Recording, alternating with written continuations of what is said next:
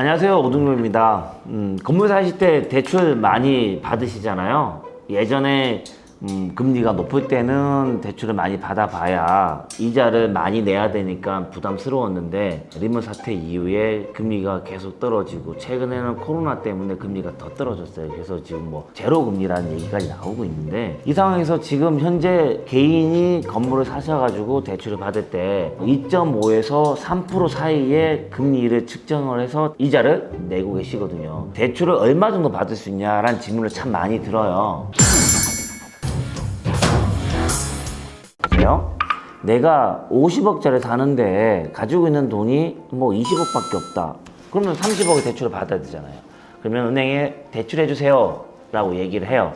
그러면 은행에서 먼저 감정을 합니다. 감정평가사가 직접 나가서 건물을 딱 시사를 하고 감정평가 금액이 나와요. 그 금액을 기초해서 은행이 다 정해놓은 비율이 있습니다. 서울시의 근생시설 같은 경우는 70%, 사무실도 거의 한 70% 정도 해주고요. 건축물 용도에 따라 가지고 비율이 달라요. 그리고 서울이 아니라 경기도로 갑니다. 서울보다는 경기도가 한 10% 정도 낮다고 보시면 될 것 같아요. 그래서 서울에 있는 건물을 감정을 하면은 대략적으로 매매가가 50억 정도일 때 공시지가라든가 아니면은 주변의 거래사라든가를 가지고 감정평가해서 나오는 금액이 한 40억 에서 45억 정도가 통상적으로 나오더라고요. 그러면 40억이다 라고 생각했을 때 주 용도가 근생시설이다 라고 하면 70%, 40억 감정에서 70%, 그러면 28억이 담보로 나와요. 담보 대출이 되는 거죠. 28억은 기본적으로 나오는데 거기에 맞춰가지고 내가 이자를 내는 거죠.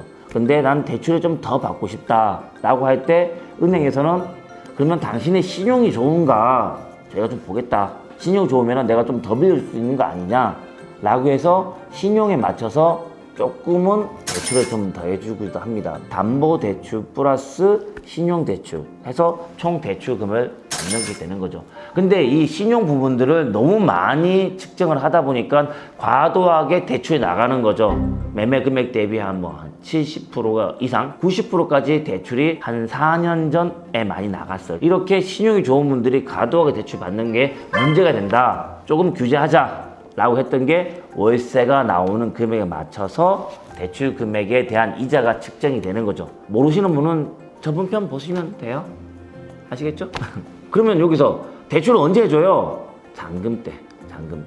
잔금날 은행에서 나옵니다. 소유권 이전에 대해서 관련된 서류들을 매도자한테 받아가지고 딱딱딱딱 체크합니다. 서류에 문제 없습니다. 라고 하면은 매수자가 가지고 있는 자금을 매도자한테 주고 은행에서 대출받기로 약정된 자금을 은행이 매도자한테 줍니다. 그러면은 매도자가 다 받았네 라고 하고 서류를 주면은 은행은 바로 그걸 가지고 등기소에 가겠죠. 매수자는 소유권 이전은 등기를 하고요. 그 다음에 이어서 은행에서는 근저당 설정이 들어갑니다. 이렇게 해가지고 그날 이루어져야 돼요. 그날 소유권 이전이 안 되면은 은행에서는 대출이 안 나옵니다. 왜? 자기도 나간 대출금에 대해서 확보를 하기 위해서 근저당 설정을 바로 해버려야 되니까 이렇게 해서 마무리가 되는 거죠. 그리고 그 다음 달부터는 이자 내셔야죠. 이자. 월세 받아서 이자 내고 남는 거는 쓰시면 될 것 같고.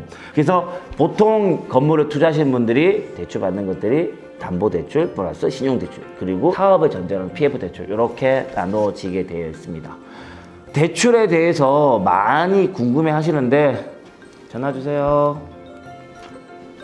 이까지.